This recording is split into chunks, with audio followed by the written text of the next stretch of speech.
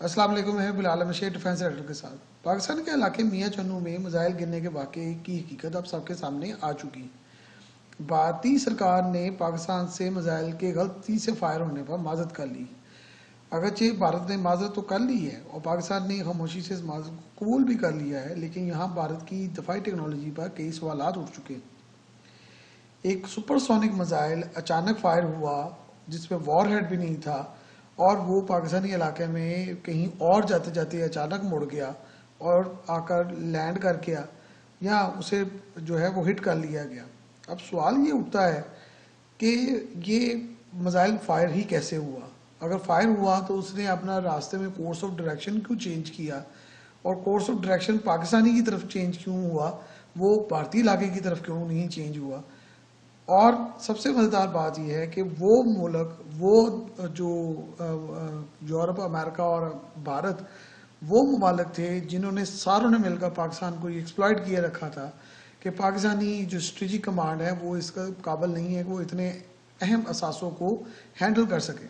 अब वो लोग कहाँ पे हैं और वो लोग कहाँ पर अपने तबसरे लेकर गए हैं जो बिल्कुल खामोश हैं कि ये मिसाइल अचानक कैसे चला, क्यों चला, और अगर गलती से चला तो भारतीय स्ट्रेटेजिक कमांड कहाँ सोई हुई थी।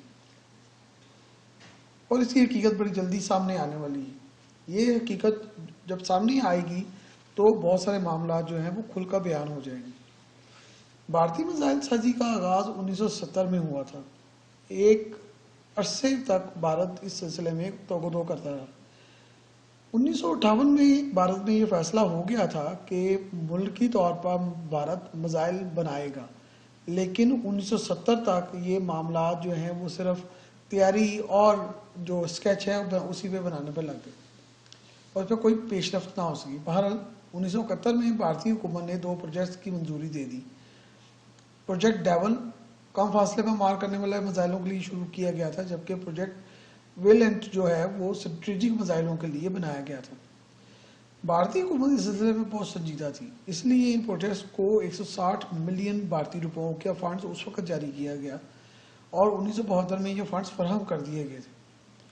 भारतीय defence research and development laboratory के तहत इन प्रोजेक्ट्स पर काम शुरू कर दिया गया, लेकिन मनसूबाबंदी की नाकस तरतीब के बायस 1974 तक सिर्फ स्टाफ ही भर्ती किया जा सका और ये काम बड़े ज़ोरों शोर से होता रहा। 400 का स्टाफ 2500 तक पहुंच गया, लेकिन प्रोजेक्ट के बुनियादी जो खसाइल थे या कोई चीज़ें थी वो ही तय ना हो सके। भारतीय हुकूमत ने स्ट्रेटेजिक मिसाइलों के मंसूबे से बहुत सी उम्मीदें वाबस्ता कर रखी थी, इसीलिए इस प्रोजेक्ट के सरबराह को सिविलियन मकासद के लिए सैटेलाइट खला में भिजवाने के लिए भी कहा गया और टेक्नोलॉजी फराहम करने के लिए उनको इनिशिएटिव लेने की भी बात कही गई, लेकिन उन्होंने फौरी तौर पर इससे माजरत कर ली।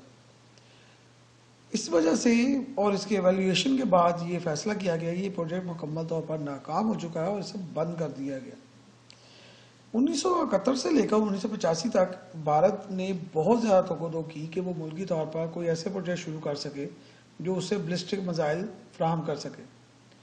बहरहाल उसकी ये कोशिश 1988 में कामयाब हुई और पृथ्वी-1 का कामयाब तजर्बा किया गया, जो कि बेसिकली स्कड मिसाइल का ही भारतीय शक्ल थी, जिन्हें बाद में 1994 में फौज के हवाले भी कर दिया गया। इसके बाद अग्नि एकम का कामयाब तजुर्बा किया गया और ये जो है 2002 में फौज के हवाले किया गया। भारतीय मिसाइल प्रोग्राम एक लंबी फहरिस्त रखता है जिसमें कई जदीद मिसाइलों को बनाने का मंसूबा या तो शुरू हो चुका है या तकमील तक पहुंच चुका है और उसे फौज के हवाले कर दिया गया है। लेकिन इंडिया को मिसाइल टेक्नोलॉजी में कोई खातर ख्वाह कामयाबी हासिल नहीं हुई और सारे मसाइल जो हैं वो एक से एक आता जाता रहता है। शुरू में भारत में लिक्विड फ्यूल मिसाइलों की तैयारी की गई थी जो कि बड़ा एक मुश्किल सा मरला होता है। उसको तैयार करना, उसको चलाना बहुत वक्त तलब होता है। शुरू में ये मामला जो हैं उसको ख़राब करते रहे, कोई एक्शन ना हो सका और सारे मामला जो हैं वो ख़राब होते गए। फिर इसके बाद जो है वो सॉलिड फ्यूल की तरफ तवज्जो दी गई और यूं भारतीय मिसाइल टेक्नोलॉजी जो है वो बेहतर होना शुरू हो गई। भारत की शुरू में मिसाइल टेक्नोलॉजी जो है वो रूसी साख्ता थी और रूस की तरफ से तमाम टेक्नोलॉजी और मदद हासिल की जाती थी। उसके बाद से फिर इसराइल ने भारत की मिसाइल साजी में भरपूर मदद और ताबन की और अभी भी कर रहा है। भारत के एटमी असासे और मिसाइल भारतीय स्ट्रेटेजिक कमांड के तहत है और इस कमांड को भारत में जनवरी 2003 में बनाया गया था। भारत के अग्नि, पृथ्वी और सूर्य मिसाइल इसी कमांड के तहत चलते हैं और आप दोनों में नस्ब जितने भी मिसाइल हैं वो इसी कमांड के तहत होते हैं और इसका जो सरबराह होता है वो 3 स्टार जनरल होता है। भारत की तरफ से जो 9 मार्च 2022 को मिसाइल फायर हुआ पाकिस्तान की तरफ, मियां चनू में आकर गिरा। ये ब्राह्मोस मिसाइल ख्याल किया जा रहा है। ये क्रूज मिसाइल है जो रूस और भारत ने मिलकर बनाया था। बुनियादी तौर पर ये रूसी साख्ता P-800 मिसाइल की भारतीय साख्त है। ब्राह्मोस की जो मार है वो तकरीबन 400 किलोमीटर तक है और ये मिसाइल 49,000 फीट की बुलंदी पर प्रवास कर सकता है और सुपरसोनिक आवाज़ की रफ्तार से जो 4 गुना के करीब जो है ये अपनी रफ्तार पकड़ लेता है।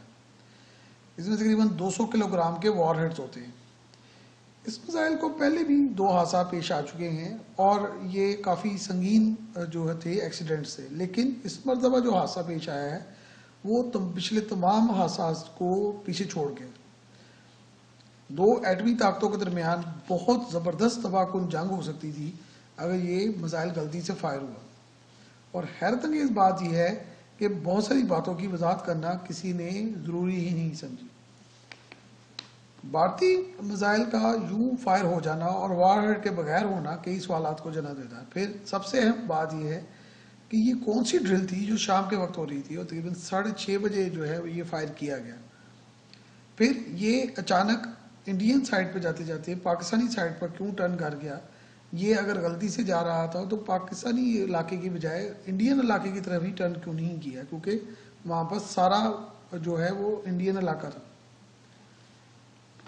फिर ये सूरत हाल भी जो है वो समझ से बाहर है कि ये मिसाइल जो है वो अचानक फायर कैसे हुआ, यानी कि उसको लोड किया जा रहा था, उसका डिस्प्ले जो कंप्यूटराइज सिस्टम है उसको इस्तेमाल किया जा रहा था। ये इसके बारे में कोई अभी जांच हो रही है और उस पर इन्वेस्टिगेशन हो रही है, लेकिन इसके नताइज क्या होते हैं कुछ पता नहीं। या ये बात भी समझना बहुत ज़रूरी है कि क्रूज मिसाइल है क्या। क्रूज मिसाइल बुनियादी तौर पर मिसाइल और ड्रोन की टेक्नोलॉजी को यकजा करके बनाया गया है। आम बैलिस्टिक गाइडेड मिसाइल जो हैं वो एक तयशुदा टारगेट पर फायर किए जाते हैं जिनका गाइडेंस सिस्टम उनको लेकर चलता है और वो अपने टारगेट को जा लेते हैं, लेकिन उनका कोर्स ऑफ डायरेक्शन यानी कि रास्ता उनका तब्दील नहीं किया जा सकता, जबकि मिसाइल का रास्ता मुकम्मल तौर पर तब्दील किया जा सकता है। समझे एक ड्रोन जा रहा है और मिसाइल की रफ्तार से सारे काम कर रहा है और उसको ड्रोन की तरह जो है वो ऑपरेट किया जा सकता है। वारहेड न होने से मिसाइल के जो रेंज है वो ज़्यादा हो जाती है और यूं वो ज़्यादा फासले पर मार कर सकता है। इराक में जब खलीजी जंग हुई और उसमें स्कड मिसाइल फायर किए गए तो इराक ने जितने भी स्कड मिसाइल फायर किए वो सारे गाइडेड मिसाइल थे, लेकिन सारों में ही वॉरहेड नहीं थे जिनका मकसद बुनियादी तौर पर दहशत फैलाना था। इस नुक्ता नज़र को नज़रअंदाज नहीं किया जा सकता कि ये मिसाइल सिर्फ टेस्टिंग के लिए फायर किया गया था। लगता है कि ये सोचे समझे जो मंसूबा था उसके तहत उसको फायर किया गया है। पाकिस्तान में इसको ट्रैक किया गया और कहा जा रहा है कि एयरफोर्स के तैयारों ने इसको मार कराया है। लेकिन ये भी अभी इसके बारे में किसी को कुछ नहीं बताया गया और ना ही ये कंफर्म है। हम सुपरसोनिक रफ्तार की बात करें तो ये सारी कार्रवाई चंद मिनटों पर मुहित होती है। सुपरसोनिक कंडीशंस जो हैं वो इतनी तेज रफ्तार होती हैं कि चंद लम्हों का फैसला ही सारी सूरत हाल को बदल कर रख देता है। फिर ये एक बड़ी ख़तरनाक बात है कि एक खाली मिसाइल जो है वो भी बड़ा वजनी होता है, तकरीबन उसका 3 से 4 टन वजन होता है। अब सोचिए कि ये एक वीरान इलाके में जाकर गिरा, अगर यही मिसाइल किसी गुंजान आबाद इलाके में या बाजार में गिरता तो इसके रिजल्ट्स क्या होते, चाहे उसमें वॉरहेड नहीं भी था। दूसरी तरफ ये मान लिया जाए कि ये मिसाइल गलती से फायर हुआ था, तो जिसकी भारत ने बाज़ तो वजाहत भी की है, लेकिन सवाल ये है कि एक एटमी ताकत जिसको अपनी टेक्नोलॉजी और अपने सिस्टम पर बड़ा मान है, उसके बाद एटमी कीमियाई और बायोलॉजिकल वेपन्स हैं, उसने ये इंतज़ाम ही नहीं किया कि उसके मिसाइल जो हैं वो प्रॉपर तरीके से डिसआर्म हो सकें या फायर हो सकें। ऐसी गलती तबाहकुन सूरत हाल अख्तियार कर सकती थी। पाकिस्तान ने इस मामले को 24 घंटे बाद उठाया, जिस पर सारी तहकीकात जो है महसूस होता है कि उन्होंने करके ये सारा कुछ जो है वो इनिशिएट किया। इसके जवाब में भारत ने 48 घंटों बाद रिस्पॉन्स दिया और पाकिस्तान ने बहुत ही ज़्यादा तहम्मुल, समझदारी और बुर्दबारी का मुजाहरा करते हुए ये सारा मामला हैंडल किया। वरना अगर पाकिस्तान इस पर फौरी एक्ट करता तो दोनों मुल्कों के दरमियान जो है वो एटमी जंग छिड़ सकती थी और मिसाइल फायर हो चुके होते और पता नहीं इस वक्त क्या से क्या हो चुका होता। भारत पाकिस्तान के एटमी असासों और मिसाइलों को लेकर हमेशा बहुत शोर मचाता आया है कि ये दहशतगर्दों के हाथ ना चले जाएं, पाकिस्तान की स्ट्रेटेजिक कमांड जो है पता नहीं इसको हैंडल कर पाती है या नहीं पाती।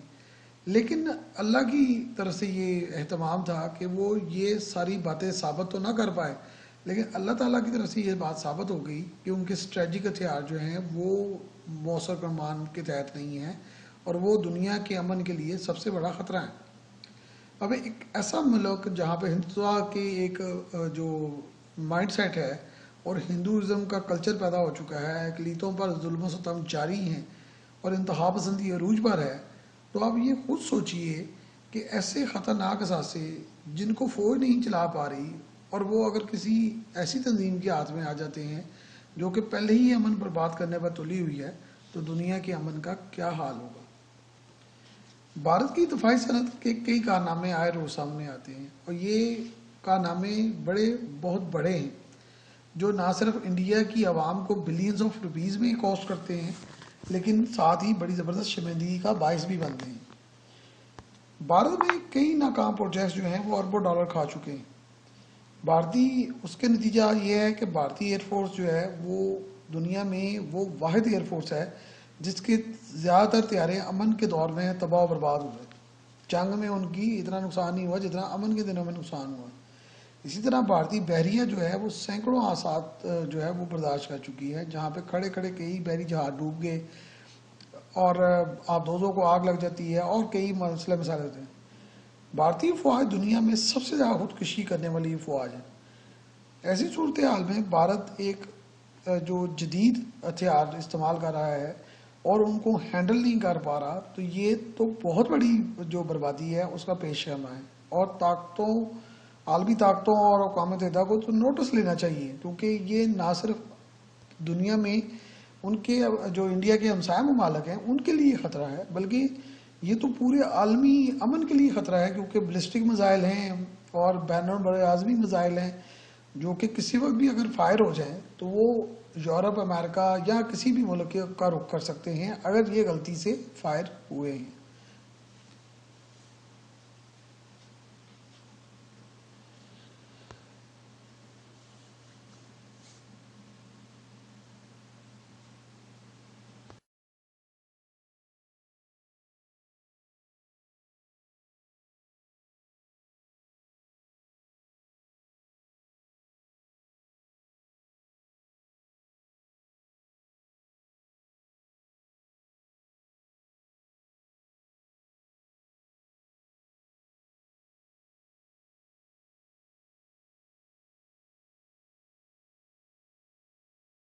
You hear some news from us perhaps, that India has test-fired a missile. Don't jump to alarm, because although that can sound quite disturbing and alarming, apparently this was planned and this is kind of par for the course. It's par for the course because India, one, has a very transparent program. We know what type of weapons they have. One would assume that it did happen. We have to verify that. But they have a very verifiable program, and they're always very transparent about what Right. Funny, according to the Associated Press, they called to get a comment from India, and it said the person who answered the phone at the Defense Ministry said, no one's available to comment because they're all at the test site. So maybe they'll call back a little later and find out more. The entire government is over Exactly. At T0 minus 4.8 seconds. 10, 9, अब कुछ ही क्षणों में drum engine का ignition होगा. 5, 4, 3, 2, So L40s have been ignited, and it's the liftoff of the S-139 stage. A very majestic liftoff from the second launch pad. Just 10 seconds.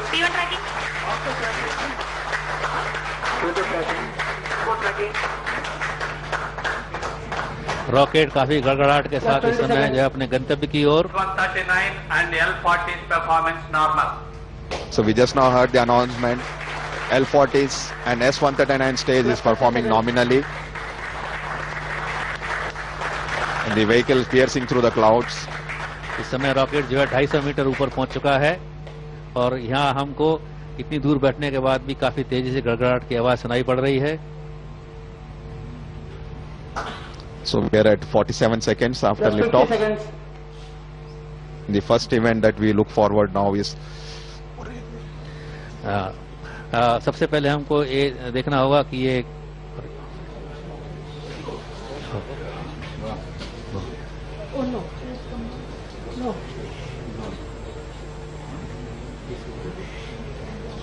RSO to ROD command executed. Roger.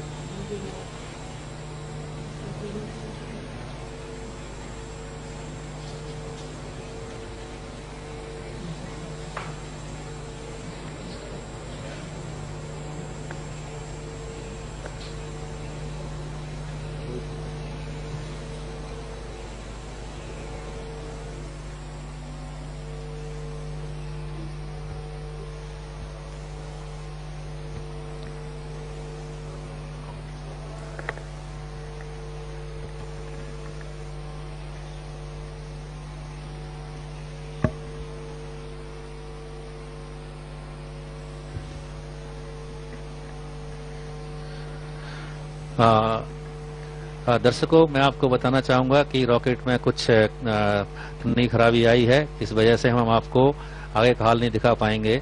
जब हमको पूरी जानकारी मिल जाएगी तब हम आपसे फिर बातचीत करेंगे. धन्यवाद. धन्यवाद. okay. We are just going off air now. We see some problem during the first stage flight, and we'll go off air now.